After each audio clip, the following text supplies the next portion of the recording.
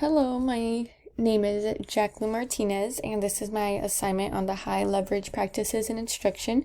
And this is for the class of SPE 222, and the instructor that I take this with is Dr. Robin. Once again, my name is Jacqueline Martinez, and I chose the article Assistive Technologies to Support Students with Dyslexia. The reason that I chose this article is because I wanted to be able to learn on a deeper level what the ATs are that would allow for students with disabilities to have an easier time to be able to read and to write. What dyslexia is a learning disorder that affects reading and spelling fluency. This is due to problems identifying speech, sounds, and how they relate to letters and sounds. Dyslexia is also known as one of the most common learning disabilities. Nowadays, there are so many different types of resources that can be used to help children with dyslexia, and the question to be asked is what technology is there to be able to help children with dyslexia? And we are going to learn that in the next couple slides. For summary 1, there is a great importance in schools and teachers being able to provide assistive technology to children that suffer from dyslexia. It allows for children to be able to access information in multiple different ways. As mentioned in the article, AT provides beneficial support that allows students to function independently because of having AT resources at their reach. Helping students with dyslexia by providing ATs will depend on the student and their preference. Many times it has shown that students with dyslexia all have different preferences when it comes to tools that are provided for them. Just because one tool meets their needs does not mean it is what is going to be best for them. Summary number 2 is that there are 3 common forms of AT, which include operating systems, extensions for web browsers, and apps. All of these forms of AT are to help students out, but unfortunately there is a lack of knowledge that goes in behind them. So we are going to learn about them. The first one is the system preferences. It's important to know what AT works on certain operating systems depending on the system preference. It can be customized to be able to improve the learning. These preferences can be modified depending on the child and their dyslexic needs. The reader is able to customize preferences to display font sizes and size of icon. And extension of browsers.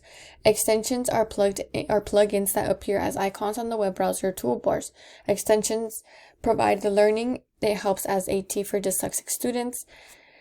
These extensions can be used as text to speech or speech to text. This helps with being able to take notes, help with word definitions, and helps the reader with how the information is being displayed.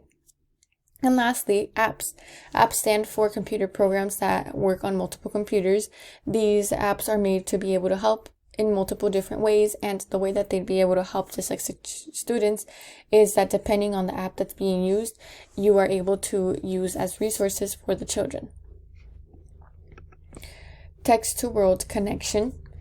These students are able to connect what is being read through these AT forms by the relevant events that are happening in the real world, but also with their own personal issues, social issues, and experiences that they've lived.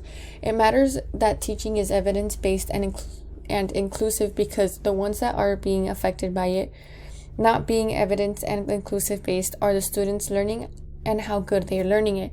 It has to be evidence-based because there is no possibility for teachers' biased opinions to come into information being learned. Being inclusive is also important because being inclusive allows for there not to be unintentional expectations of expecting less of a student.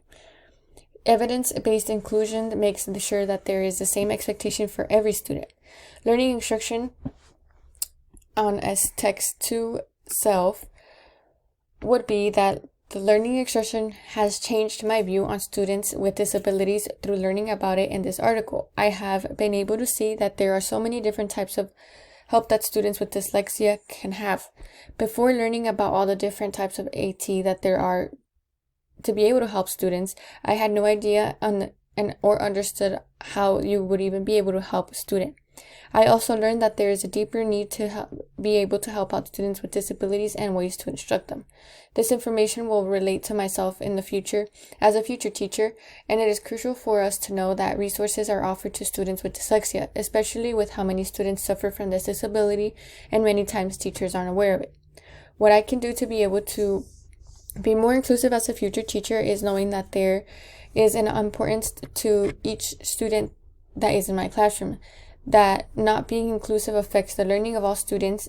It is important for myself not to have biased opinions on certain learning information because the teaching should be the same as for all my students.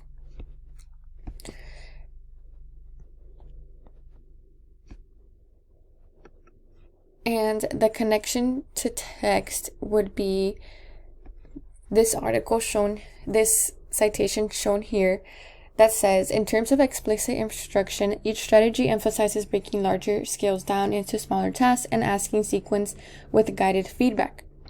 And also, in my article, the one that I chose was, research has suggested that AT may help mediate some of these challenges. Students with dyslexia benefit when teachers understand how AT mediate their reading and writing challenges, acquire basic technological knowledge, and learn about specific ATs, strategies for locating ATs, and suggestions for how to support students using ATs. The connection that I was able to make between these two is from the course book and the article is that the course book and both the article focus on the way that the teacher is responsible for breaking down of information of the student with the disability. Breaking down the information step by step is important because a student with the learning of disability isn't learning on the same level. Also, that the teacher is the one that has to be able to be informed of the instruction that is going to be given to be able to properly assist a student with the disability. In this case, in the article,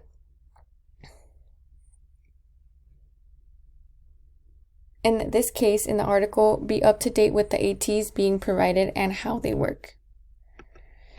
And these are my references. I hope that you guys enjoyed learning a bit about this.